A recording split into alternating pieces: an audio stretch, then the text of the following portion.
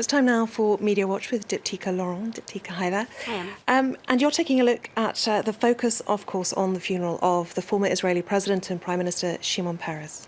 that's right. There's one photo that's been shared a little bit on Twitter. It's this one up here. It's a very symbolic image. It's a Palestinian leader, Mahmoud Abbas, who's actually hugging the daughter of Shimon Peres.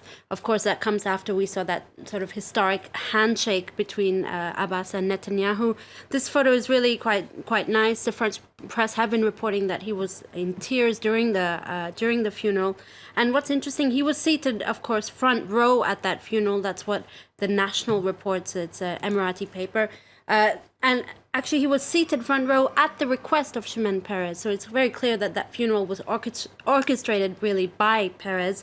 And he, of course, Abbas attended the funeral despite Hamas actually urging him not to yesterday. So all of that sort of taking place like that. And there's been a lot of focus too this week on Aleppo in particular as the bombardment of that city continues. 2 hospitals, of course, bombed by Assad and the Russian forces. Well, a lot of outrage. That's what we're seeing online. Cartoons. This is actually a painting by an artist from a collective that's called Aleppo Holocaust. We're seeing that word sort of emerge now as the atrocities of Aleppo become known. This photo is really emblematic. That's the map of Syria there, covered in blood, with specks of blood, drips of blood. So quite a violent image. And in fact, Syrians have been using this hashtag Aleppo Holocaust to sort of tweet realities about what life is like under the violence and airstrikes.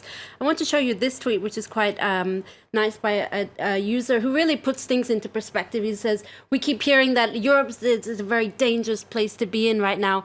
But look, that's Copenhagen on the left and that's Aleppo on the right. There's no comparison there." So a nice tweet from that user. And it really highlights the sort of ridiculousness of political rhetoric, because really for Syrians, that's a reality now.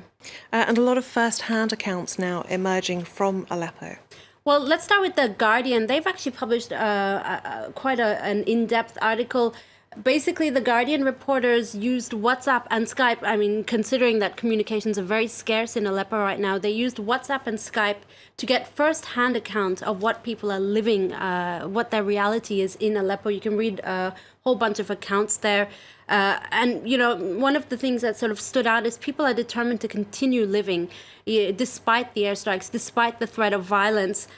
One family, for instance, one woman talked about how she was a teacher before, and she sort of created this underground school so that kids that kids were smiling. They were excited at the idea of actually being able to go to school, even if it is underground.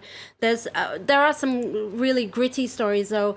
This is from the French version of Slate, which says in Aleppo, some families actually sleep in one room together. To avoid, or at least to ensure that if an airstrike hits them, they all die together to prevent, widows and orphans. So that's very, very gritty reality. Let's digress a little bit. Let's come up. Well, there was a happy story, I guess, of some sorts. This story really made waves all this week. A Canadian woman's wedding day in Ontario was saved thanks to her Syrian refugee neighbor. Basically, hours before she was set to walk down the aisle, her zipper broke. And being a Sunday, she couldn't find any tailor on hand to come and sort of help her out. But it turned out that her neighbor, a Syrian refugee who'd recently arrived in the country, used to be a master tailor back in Aleppo. He came to the rescue. That's a picture there. He fixed the dress in a matter of minutes, apparently. And her wedding photographer actually posted on Facebook what happened and thanked him. So really, and that post was actually shared 60,000 times in 2 days. So, it's not all bad. It is nice to hear some lighter stories emerging from Syrian refugees. We end with a story from India about an actress who was insulted because of her skin colour. Right. This is a really interesting story that also sort of made headlines in India and really highlighted that perception that the fairer skin you have, the more beautiful you are. The actress's name is Tanishka Chatterjee. She's an Indian actress who agreed to be on an Indian comedy roast. Basically, it's like an Indian version of the U.S. roast where you go on set and people poke fun at you, and sometimes it does go quite far. This was to promote her latest movie, but what transpired was really far from comedy. The hosts insulted her darker skin. For instance, they said, "Oh, you must have eaten a lot of dark plums when you were a child," really focusing on the fact that she has darker skin.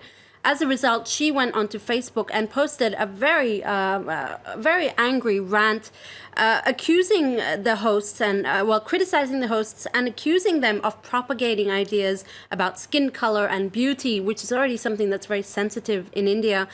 For instance, in her Facebook post, she writes, I quote, "Upper caste equals fair skin equals touchable. Lower caste equals dark skin equals untouchable." So obviously she's really critiquing that attitude that she believes Indians have. She also said that cracking jokes about skin color on TV is irresponsible. Her post went viral and she got a lot of support. There were people who said, well, it was a roast, so maybe you should have expected it. But it must be said, she's not the only one to have suffered that kind of fate. India's movie god Shah Rukh Khan also went on the same show last year. And he was also spared no pity. The hosts used foul language and poor taste jokes that were eventually actually cut out from the show. I was going to say, I did wonder whether the same criticisms would be made of a male actor, and it appears yes. Yes. Dipti, thank you very much indeed.